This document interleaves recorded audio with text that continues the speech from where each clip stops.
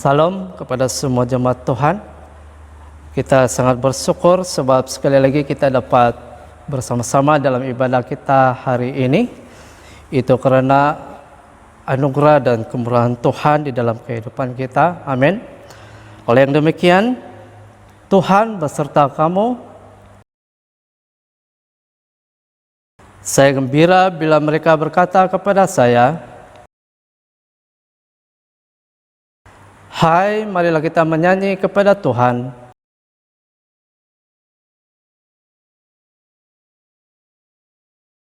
Allah itu roh, kemuliaan kepada Allah, Bapa, Anak, dan Roh Kudus.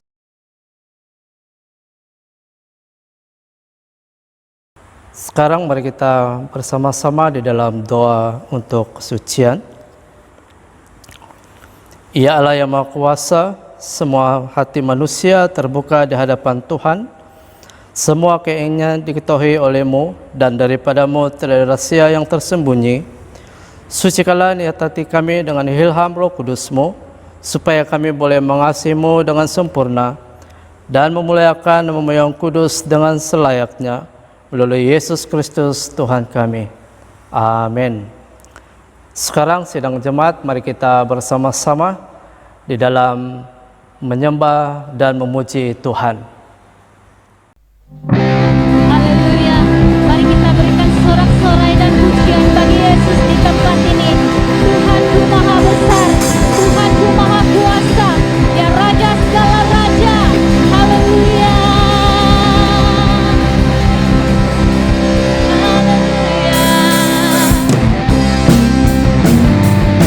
Mari kita berikan sorak-sorai pujian bagi Tuhan. Kita berserukan nama Yesus. Haleluya.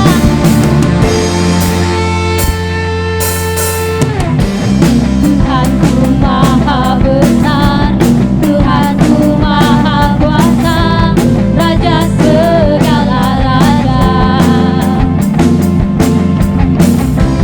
Nyatakan kegoyangan, nyatakan kekalahan, Dia hidup dan berkuasa. Serukan namanya, Yesus Tuhan Raja, segala kuasa tunduk dalam namanya. Dia luar biasa, perkasa mulia, Yesus nama di atas segala nama. Haleluya.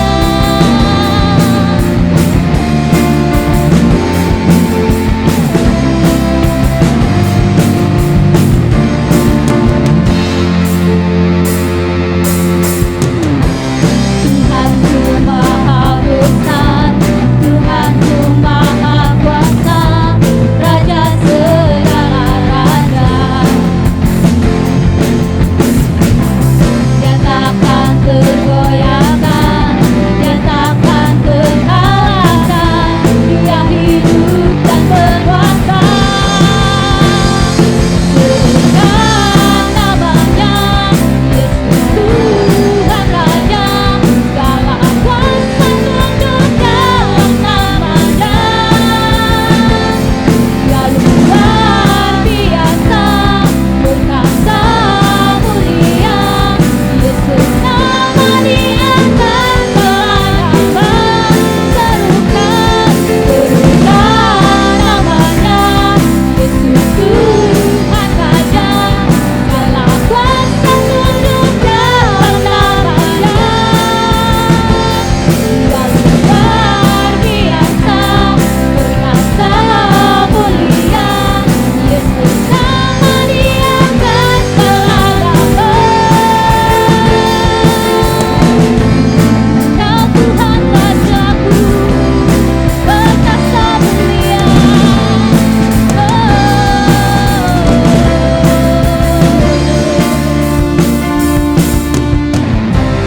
Namanya Yesus Tuhan Raja, segala kuasa tunduk dalam namanya. Dia luar biasa.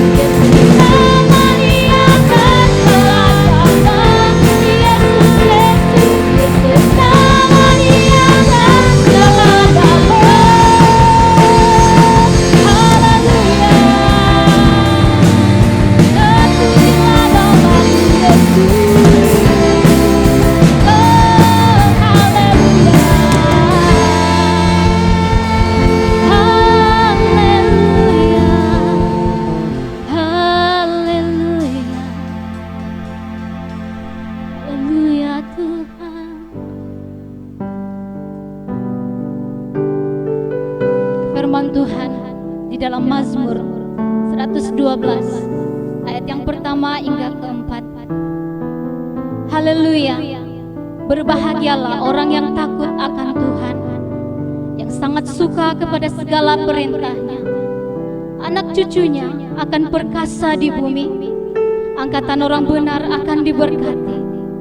Harta dan kekayaan ada dalam rumahnya, kebajikannya tetap untuk selamanya. Di dalam gelap terbit terang bagi orang benar, pengasih dan penyayang, orang yang adil.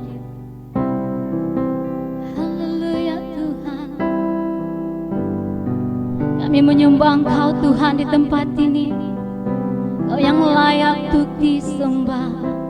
Mulia nama-Mu Tuhan. Oh haleluya, haleluya.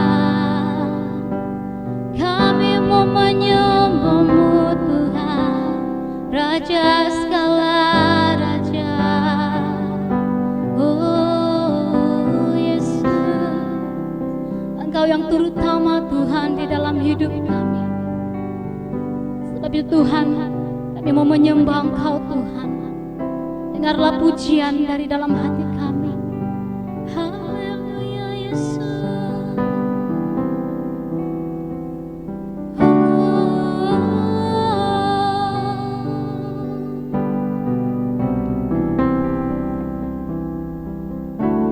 Yang terutama di dalam hidup ini, meninggikan nama Yesus. Yang terutama di dalam hidup ini, memuliakan namanya.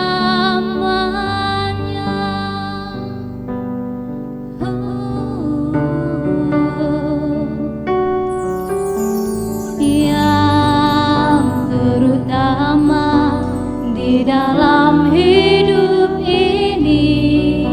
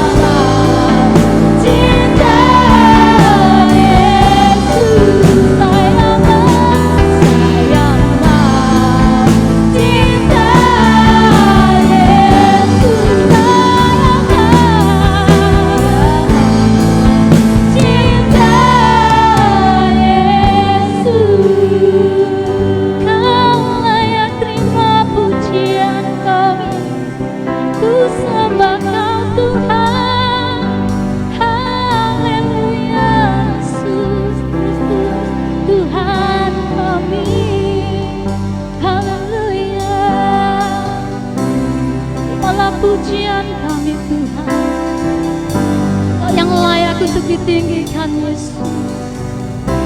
Surga bumi penuh dengan kemuliaan nama-Mu Tuhan. Hosana bagi anak domba. Terpujilah nama Yesus Kristus. Haleluya. Dalam nama Yesus kami berdoa, kami bersyukur Tuhan. Haleluya. Shalom kepada semua jemaat Tuhan. Sekali lagi kita bersyukur pada Tuhan karena bersama-sama di dalam ibadah minggu ini dan seterusnya berpeluang untuk mendengar firman Tuhan. Jadi sebelum kita teruskan, mari kita tunduk kepala, kita berdoa. Kita serahkan firman Tuhan ini ke dalam pimpinan Tuhan. Mari kita berdoa. Bapa di surga, sekali lagi kami mengembalikan ucapan syukur kami karena anugerah-Mu dan kasih karunia-Mu pada hari ini kami dapat beribadah bersama, dan lebih-lebih lagi saat ini kami dapat mendengarkan firman-Mu. Dan kami berdoa Tuhan supaya firman Tuhan ini Tuhan berkati dan Tuhan menggunakannya untuk berbicara kepada kami secara pribadi. Semoga ini menguatkan kami sebagai orang percaya supaya tetap setia di dalam Tuhan di dalam keadaan apa sekalipun. Terima kasih Tuhan, di dalam Yesus Kristus kami berdoa. Amin. Jadi untuk minggu ini tema khotbah kita adalah anak manusia anugerah terbesar, ya. Dan ini diambil daripada pembacaan minggu ini, Injil Yohanes pasal 3 mulai 14 sampai 21. Ya. Nah, bercakap tentang anak manusia, ya, tanpa mengambil banyak pandangan atau menyelungkar pelbagai bentuk kajian dan sebagainya. Saya hanya memberitahu kita dalam konteks Yohanes di sini, anak manusia ini adalah merujuk kepada Yesus sendiri. Jadi sepanjang pemberitaan firman Tuhan ini, apabila saya menyebut tentang anak manusia, itu tidak lain tidak bukan merujuk kepada Yesus sendiri. Sementara anugerah pula bagaimana? Ya, kenapa anak manusia itu Yesus kita anggap sebagai anugerah terbesar? Nah, bercakap tentang anugerah, saya percaya setiap orang tidak mengira siapapun pasti menginginkan hal-hal yang bersifat anugerah dalam hidup mereka, ya.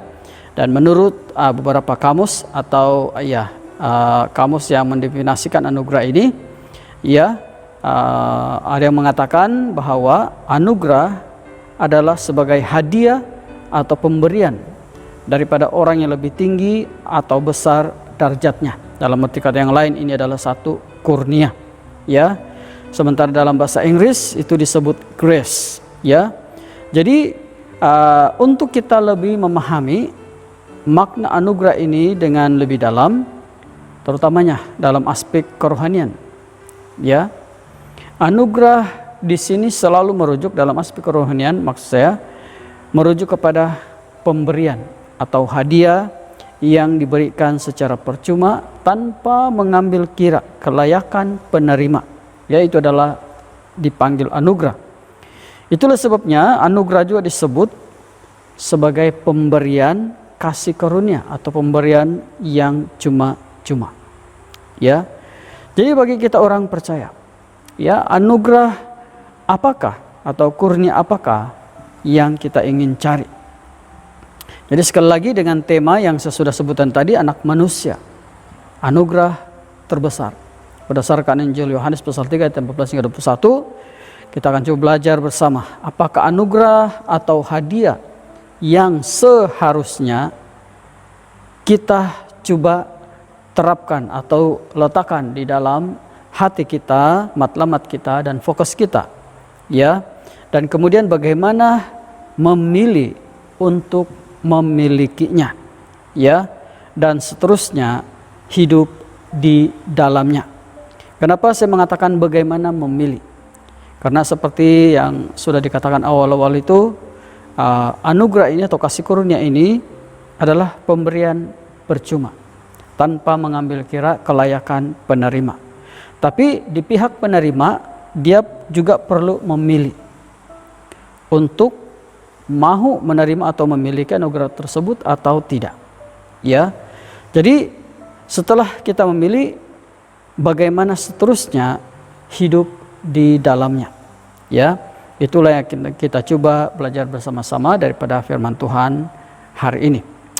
Nah, perkara pertama adalah untuk memilih, bagaimana untuk memilih, kita perlu percaya kepada anak manusia itu Yesus. Ya.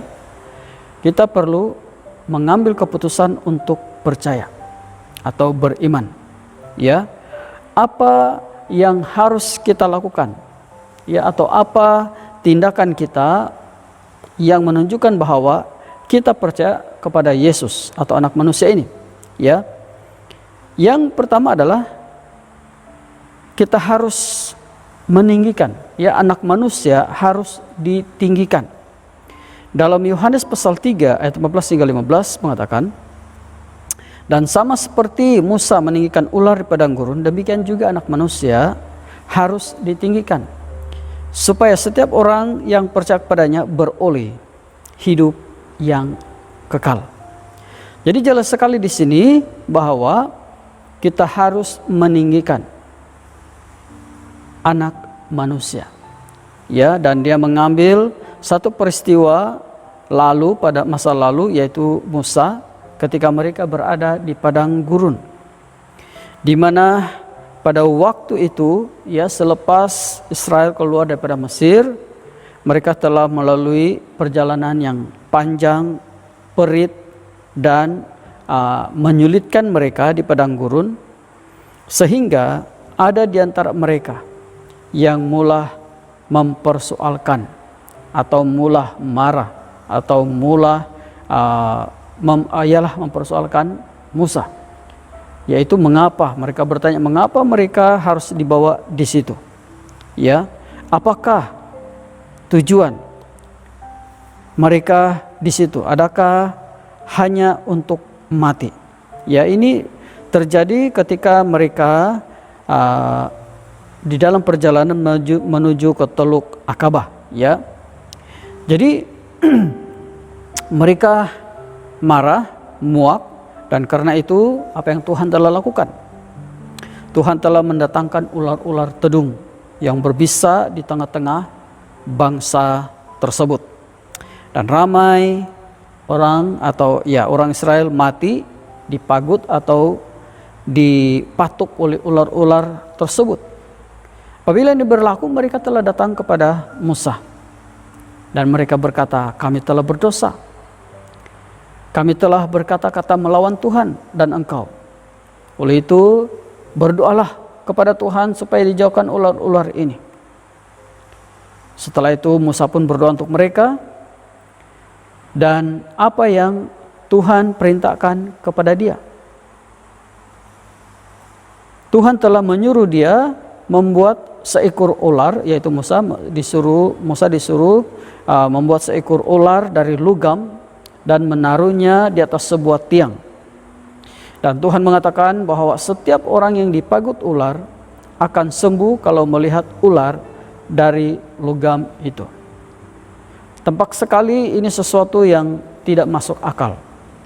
Ya, tetapi itulah yang telah diperintahkan oleh Tuhan, dan Musa mentaatinya, menurutinya. Dan apa yang terjadi benar. Setiap orang yang dipagut ular, kalau mereka memandang kepada ular tembaga tersebut, mereka menjadi sembuh. Ya. Dan kemudian di dalam Yohanes ini, ya, dia telah dibuat sebagai satu perbandingan, di mana dikatakan di situ bahwa demikian juga anak manusia harus ditinggikan, supaya setiap orang yang percaya kepadanya beroleh hidup yang kekal. Nah, saya percaya apabila firman Tuhan di sini berkata anak manusia harus ditinggikan, itu bukanlah seperti mana pengertian yang biasa. Walaupun memang kita tahu itu yang Musa lakukan, dia tinggikan itu tiang dengan ada ular tembaga di atasnya, ya. Nah, tapi meninggikan anak manusia di sini bagi kita hari ini adalah lebih kepada bagaimana kita telah meletakkan Yesus itu di dalam hidup kita. Apabila kita mengatakan meninggikan Yesus, itu berarti kita telah meletakkan Dia sebagai yang teratas dalam hidup kita. Fokus kita, hati kita, dan segala sesuatu yang kita lakukannya itu hanya untuk Dia. Itulah apa yang kita maksudkan dengan apabila kita percaya kepada anak manusia, itu sama seperti kita meninggikan Dia di dalam hidup kita, meletakkan Dia sebagai yang terutama di dalam hidup kita. Selain pada itu, percaya kepada anak manusia ini juga bukan saja itu bermaksud bahwa kita meninggikan Dia, meletakkan Dia sebagai yang teratas dalam hidup kita, tetapi kita juga harus percaya, mengerti bahwa anak manusia ini adalah satu kasih karunia atau satu anugerah daripada Tuhan kepada kita. Di dalam Yohanes 3:16 mengatakan, karena begitu besar kasih Allah akan dunia ini, sehingga Ia telah mengaruniakan anaknya yang tunggal, supaya setiap orang yang percaya kepadanya tidak binasa, melainkan beroleh hidup yang kekal. Ini adalah sangat penting. Anak manusia, yaitu Yesus, adalah kasih karunia. Kenapa? Karena Dia adalah pemberian anugerah terbesar daripada Tuhan untuk kita, ya. Dan semua ini adalah karena kasih-Nya. Bagaimana ini menjadi satu kasih karunia? Nah, berbalik kepada definisi tadi, kasih karunia adalah satu pemberian yang percuma kepada kita. Dan inilah yang telah Yesus lakukan. Ya, Dia telah, walaupun Dia adalah Tuhan, Dia menjadi manusia karena kasih-Nya. Dan Dia telah mengusahakan satu jalan yang telah membuka laluan kepada kita untuk kembali kepada Tuhan setelah kita terpisah oleh dosa lewat daripada pelanggaran dosa semasa Adam dan Hawa. Ya.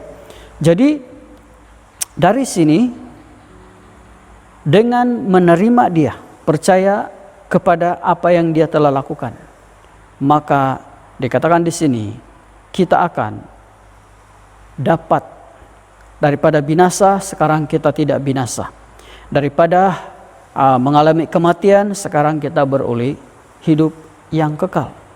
Bukankah ini satu kasih karunia? Dan kasih karunia ini adalah hasil daripada anak manusia, yaitu pekerjaan Yesus Kristus sendiri. Jadi itulah yang perlu kita mengerti apabila kita percaya kepada anak manusia. Nah, perkara yang kedua yang perlu kita belajar bersama adalah kita juga harus kalau tadi kita perlu percaya kepada anak manusia itu untuk memastikan kita mendapat atau memiliki Yesus sebagai anugerah yang terbesar dalam hidup kita.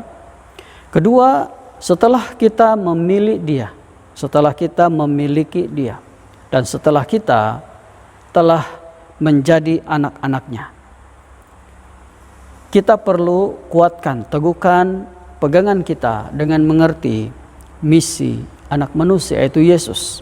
Ya, kenapa? Karena ini berhubung kait dengan apa yang kita percaya. Tadi kita bercakap tentang percaya. Tapi kalau kita tidak tahu apa yang kita percaya, itu juga tidak akan menjadi sesuatu yang kokoh. Ya, jadi kita perlu tahu apa yang kita percaya. Dan di dalam hal ini, perkara yang penting untuk kita tahu adalah misi anak manusia itu sendiri, yaitu kenapa kita percaya. Ya, untuk itulah kita percaya apabila kita mengetahui misinya. Jadi di sini misi yang pertama ya adalah untuk menyelamatkan kita, ya, untuk menyelamatkan. Dalam Yohanes 3:17 mengatakan, sebab Allah mengutus anaknya ke dalam dunia bukan untuk menghakimi dunia, melainkan untuk menyelamatkan. Oleh Dia. Bagaimana kita bisa mendapatkan keselamatan itu?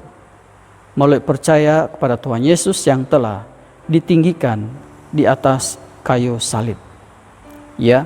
Nah, seperti yang saya mengatakan tadi,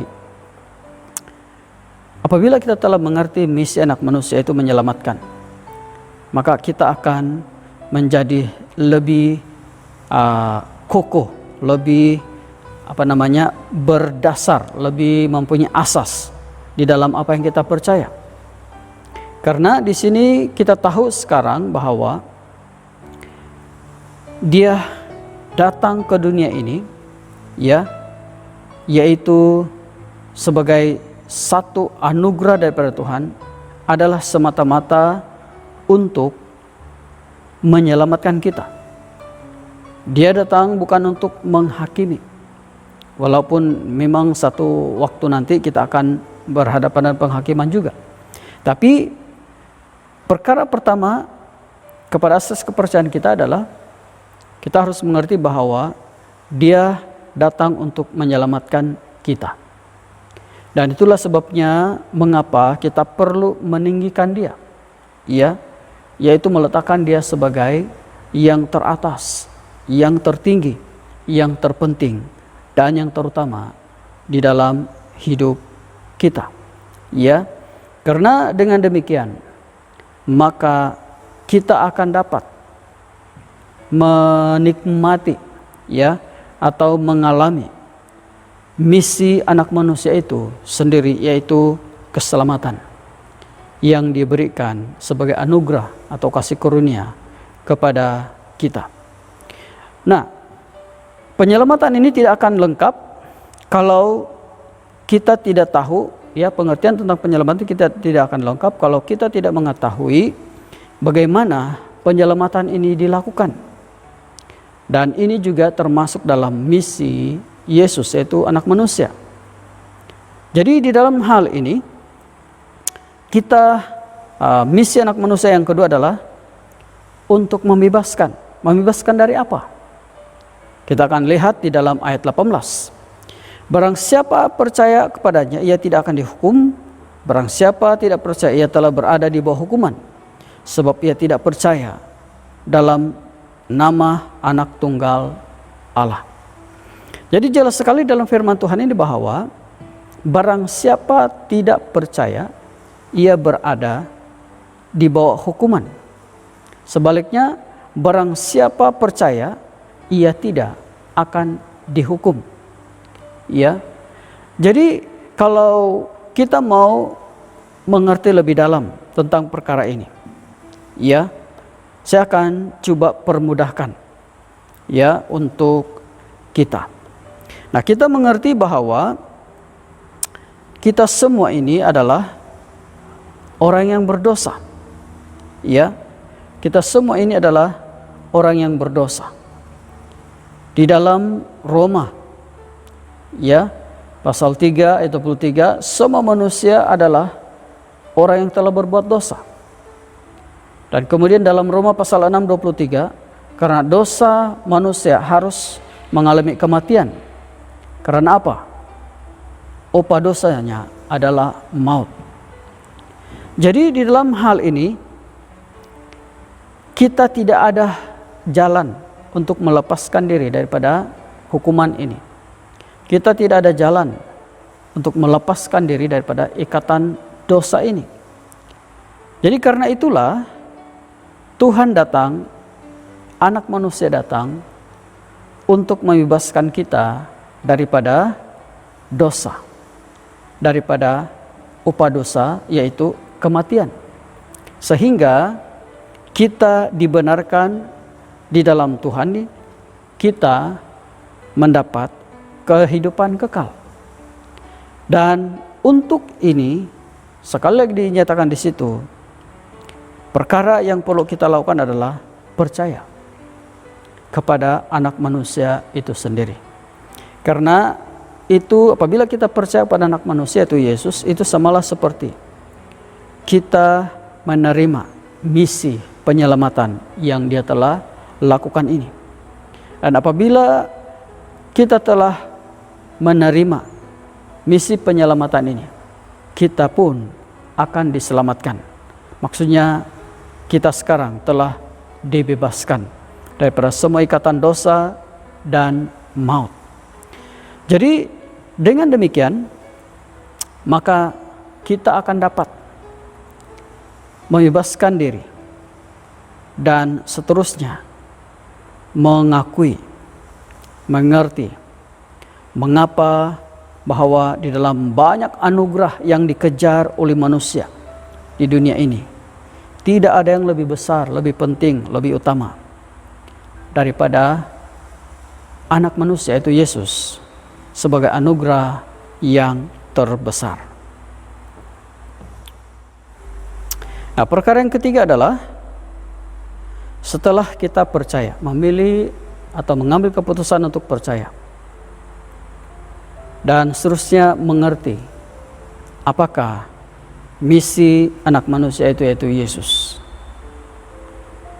Saya mengharapkan di dalam dua peringkat ini sekarang kita telah cukup yakin bahwa kita telah memiliki keselamatan itu.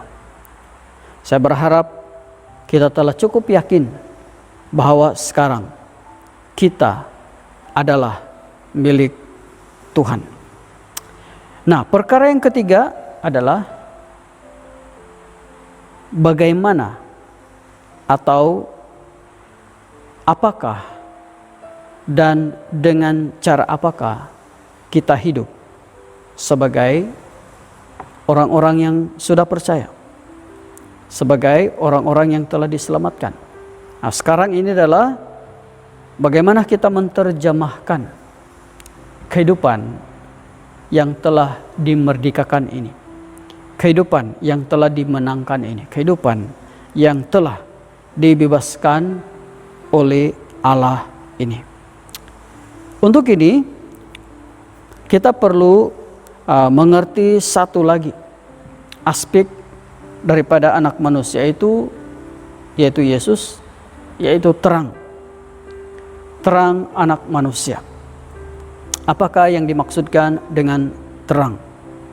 Ya, sebelum saya jelaskan, ya, kita perlu setelah kita tahu atau mengetahui bahwa anak manusia itu adalah terang, maka sebagai tindakan orang percaya, kita mempunyai cukup keberanian untuk datang kepada terang.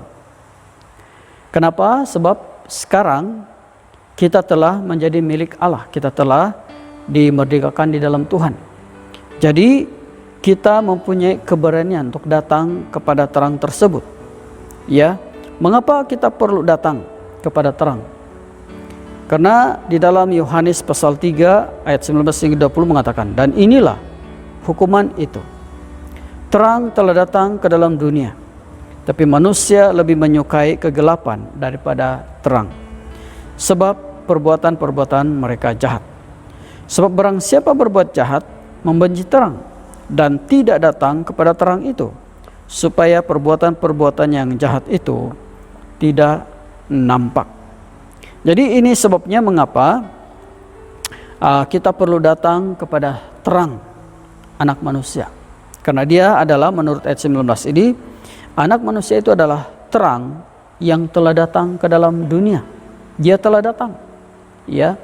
Jadi apa respon kita? Apa tindakan kita? Saya percaya tidak perlu lagi orang mendorong kita dengan sepenuh daya mereka. Karena setelah kita mengambil dua langkah yang pertama tadi, yaitu percaya kepada anak manusia dan mengerti tentang misi anak manusia, sepatutnya secara otomatis apabila terang itu telah datang, dan memang telah datang, maka kita juga harus mengambil langkah di pihak kita, yaitu kita datang kepada terang. Mengapa kita masih perlu datang kepada terang itu? Karena di dalam ayat ini kita melihat masih ramai orang yang tidak suka kepada terang itu. Mereka lebih suka di dalam kegelapan.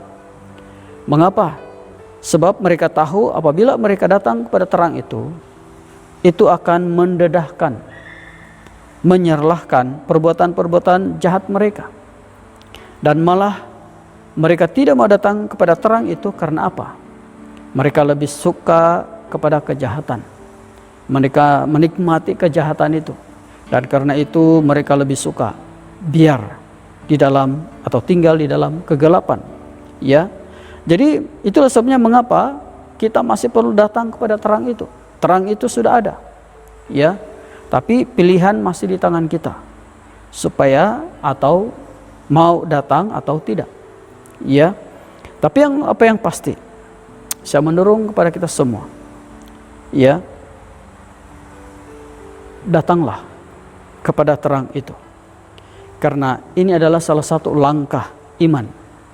Langkah yang menunjukkan, yang membuktikan kita sebagai anak-anak terang. Ya.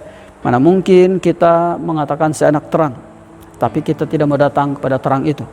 Atau kita takut atau kita menolak untuk hidup atau datang pada terang itu hanya semata-mata karena kita masih memegang banyak perkara atau keinginan-keinginan duniawi yang kita tahu itu tidak akan baik kalau kita datang kepada terang, karena itu akan mendedahkannya. Terang itu akan mendedahkannya. Ya. Jadi saya mendorong kepada kita semua supaya datang kepada terang itu, dan seterusnya apa? Hidup dalam terang, yaitu tujuan kita datang adalah supaya kita berada di dalam terang dan seterusnya hidup di dalam terang tersebut. Dalam Yohanes pasal 3 ayat 21, ayat yang terakhir untuk firman Tuhan hari ini, dikatakan di situ, tapi barang siapa melakukan yang benar, ia datang kepada terang supaya menjadi nyata bahwa perbuatan-perbuatannya dilakukan dalam Allah. Ya. Jadi maksudnya sekarang adalah kita perlu hidup di dalam terang itu dengan apa? Melakukan yang benar. Yang benar di sini adalah apa yang berkenan kepada Allah. Ya. Apa yang dikehendaki oleh Allah di dalam hidup kita sebagai orang yang percaya, ya.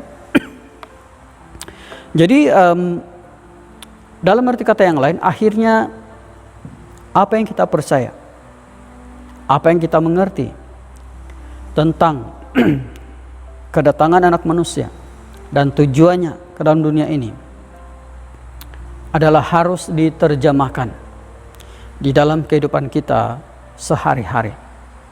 Jangan hanya mengatakan saya percaya kepada anak manusia, kepada Yesus, dan saya tahu tujuannya datang ke dunia ini apa, dan karena itulah saya telah memilih dia untuk percaya dan seterusnya menerima pembebasan daripada apa yang dia telah lakukan. Tapi pada masa yang sama kita masih suka hidup di dalam kegelapan. Ya. Itu adalah sesuatu yang sangat bercanggah. Karena di dalam kita menerapkan, mempraktikkan apa yang kita percaya, apa yang kita mengerti tentang pekerjaan Tuhan, itu harus nampak di dalam kehidupan kita. Dalam bahasa yang lain kita selalu panggil itu sebagai kesaksian hidup kita. Ya, barulah anugerah ini menjadi sesuatu yang benar-benar lengkap di dalam hidup kita.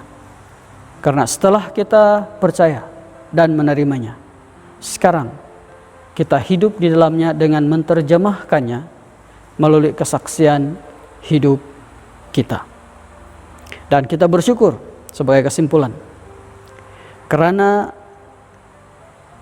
Yesus yang adalah anak manusia telah diberikan kepada kita sebagai anugerah yang terbesar. Ya, tidak ada pemberian yang lain.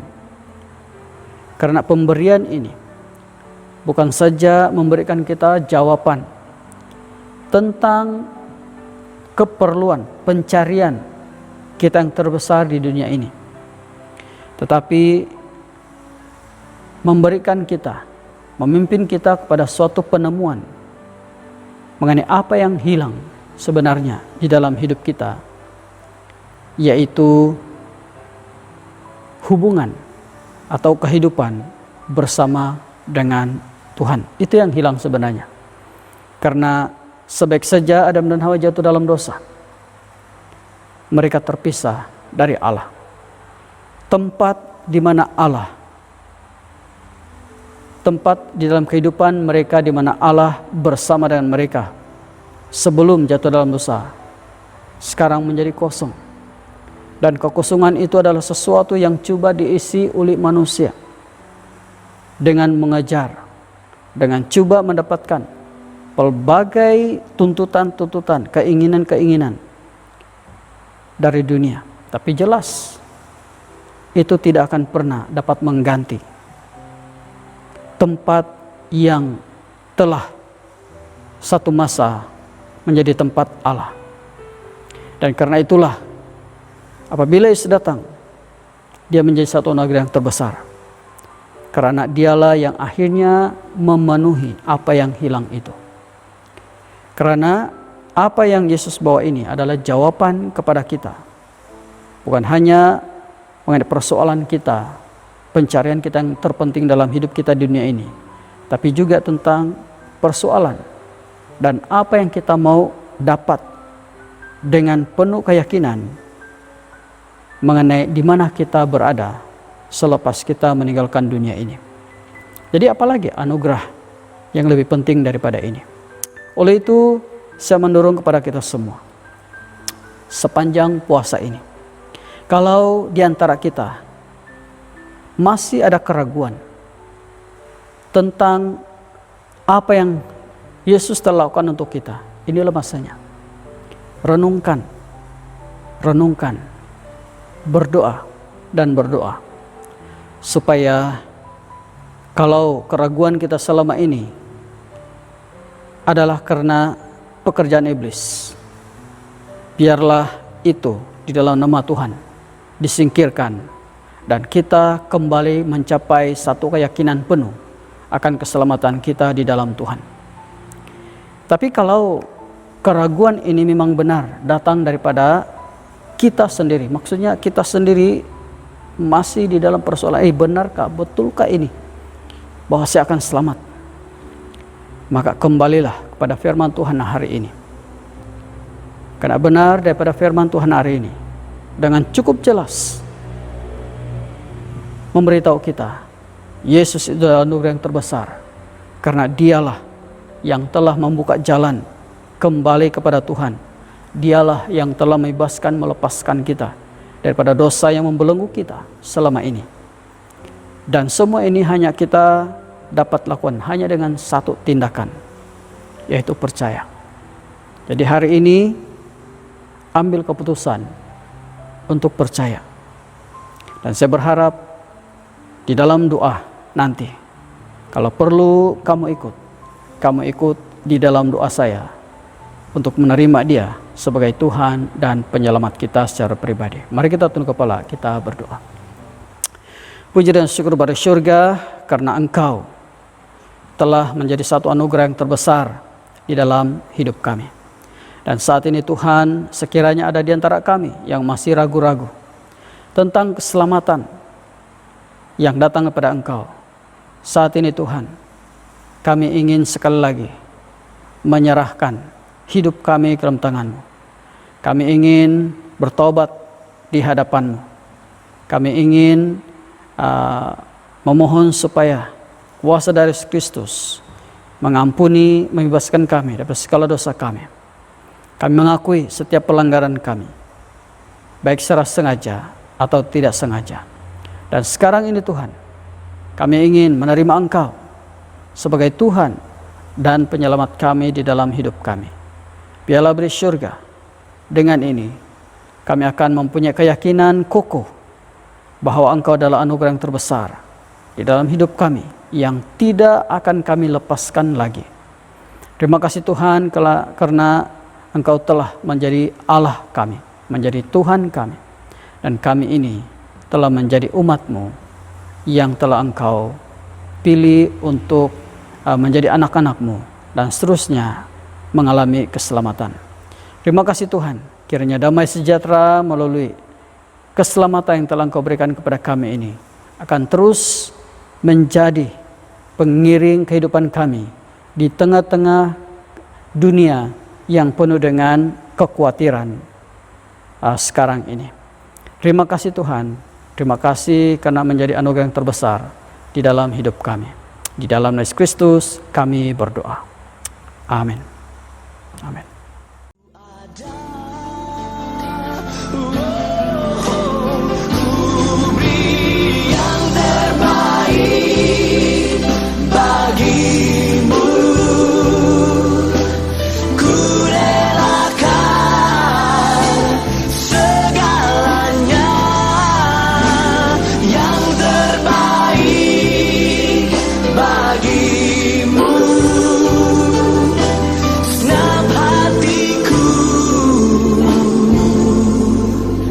Dan segenap jiwaku.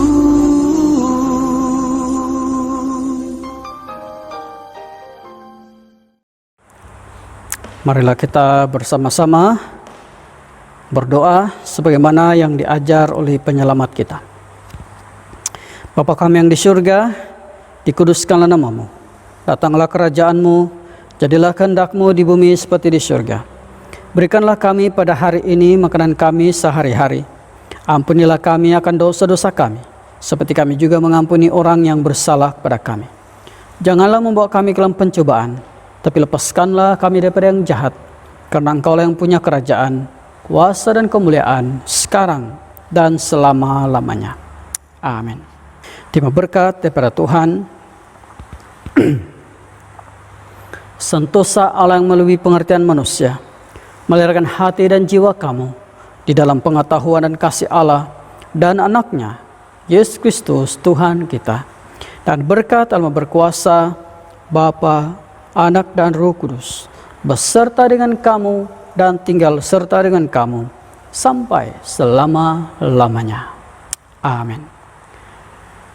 Sidang jemaat Tuhan, pergilah dengan damai sejahtera dan layanilah Tuhan. Sekarang mari kita sama-sama berdiri dan kita menaikkan lagu kesyukuran kita kepada Tuhan. Haleluya.